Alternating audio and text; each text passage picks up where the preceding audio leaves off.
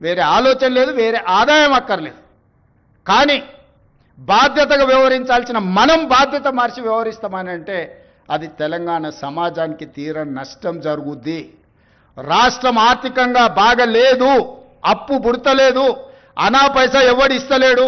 ఎవరినైనా కలవడానికి పోతే బ్యాంకర్లు దొంగలను చూసినట్టు చూస్తున్నారు తెలంగాణ రాష్ట్ర ప్రతినిధులను. ఎవడు ఢిల్లీకి పోతే అపాయింట్మెంట్ కూడా ఇస్తలేడు, వీడు వస్తే చెప్పులు కూడా ఎత్తుకుపోతాడేమో అన్నట్టుగా ఆ పరిస్థితి ఉంది దేశం ముందల.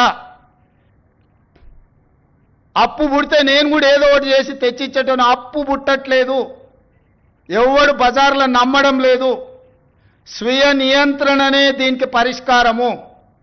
ఉన్నంతలో గౌరవంగా సంసారాన్ని నడిపితే బజార్లో ఎవడైనా నమ్ముతాడు. వీధికెక్కి రచ్చ చేసుకుంటే కుటుంబం పరువు బజార్లో పడేసుకుంటే ఎట్లుంటుందో ఉద్యోగ సంఘ నాయకులారా, రాష్ట్ర ప్రభుత్వం అనేది మన కుటుంబము. ఈ పరువును బజార్లో మీరు పడేస్తాము అని అంటే కుటుంబ పెద్దగా వద్దు అని నేను విజ్ఞప్తి చేస్తున్నా. దయచేసి విషయాన్ని అర్థం చేసుకోండి. లెక్కలు కావాలంటే మా ఆర్థిక మంత్రికి చెప్తా, లేకపోతే మా చీఫ్ సెక్రటరీకి చెప్తా, వచ్చి కూర్చోండి. అనా పైసతో సహా మీరే లెక్క కట్టండి. నేను చెప్తున్న దానికంటే ₹1 ఆదాయం ఎక్కువనా మీకే పంచిపెడతా. కాంట్రాక్టర్లకు బిల్లులు ఇవ్వాలంటే ఇంకొక 7,000 కోట్లు కావాలి. నేను చెప్పేది అన్ని నిత్యావసర అత్యవసరానికే 22,000 కోట్లు, దాంట్లోనే 4,000 కోట్ల తుట్టుంది. ఇక ఆయన పెట్టిపోయిన 50,000 కోట్ల రూపాయల కాంట్రాక్టర్లకు పాత బకాయిలు ఇవ్వాలంటే నెలకి 7,000 కోట్లు కావాలి. ఇవాళ సాగునీటి ప్రాజెక్టులల్లా 70%, 80%, 90% ప్రాజెక్టులు పూర్తయినే ఉన్నాయి. నెలకు 1,000 కోట్లు సాగునీటి మీద మనం ఖర్చు పెడితే 2 ఏళ్లలో దాదాపుగా 20 లక్షల ఎకరాలకు నీళ్ళు ఇవ్వచ్చు.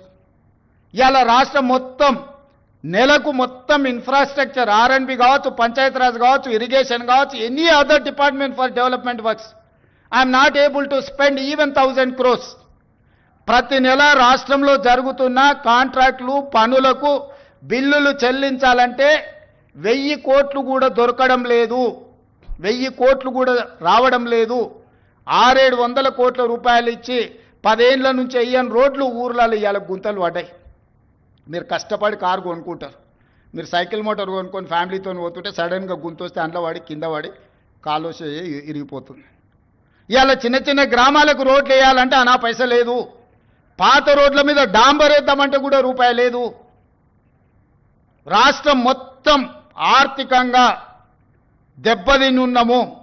ఒక కుటుంబం విచ్ఛిన్నమైపోయి చిన్నాభిన్నమైపోయి ఆర్థికంగా పూర్తిగా దివాలా తీస్తే ఎట్లుంటుందో తెలంగాణ రాష్ట్ర ప్రభుత్వం యొక్క ఆర్థిక వ్యవస్థ అట్లనే ఉంది. ఎవరికైనా అనుమానం ఉంటే ఉన్న అన్ని లెక్కలు బహిరంగంగా చెప్తా. ఉద్యోగ సంఘాలు అందరు రాండి, ఆర్థిక శాఖ అధికారి దగ్గర కూర్చోండి, ఆర్థిక మంత్రి దగ్గర కూర్చోండి, సహకరించండి. నేను ఇవన్నీ ఎందుకు చెప్తున్నా అంటే మిమ్మల్ని సహకరించమని అడగడానికి చెప్తున్నా. మీరు సమరం చేయడం కోసంగా సమరం చేస్తా అంటే ఎవరి మీద చేస్తారు? నేను మళ్ళీ చెప్తున్నా, నేను కోసినా కూడా ఇంతకంటే ₹1 ఎక్కువ వెళ్ళదు. బజార్లో ఎవడు నమ్మతలేడు, మొత్తం దివాలా తీసింది. 11% మితికి తెస్తాడే, 3-4%కి రావాల్సిన వాడు ఎవడన్నా ₹10 మితికి డైలీ ఫైనాన్స్ తెచ్చుకునేటోడు ఉంటాడు చూడు బజార్లో, అంతకంటే ఎక్కువ అధ్వానంగా అప్పులు తెచ్చిపెట్టిండు ఆయన. హ్యాపీగా పోయి ఫామ్ హౌస్లో దుప్పటి కప్పుకొని పండుకు సావునరా మీ సావు అని. 3 నెలలకు ఒకసారి బయటకు వస్తాడు, తిడతాడు, పోతాడు. అది ఫెయిలు, ఇది ఫెయిలు, ఇది ఫెయిలు, అది ఫెయిల్ అని. ఆయనకేముంది?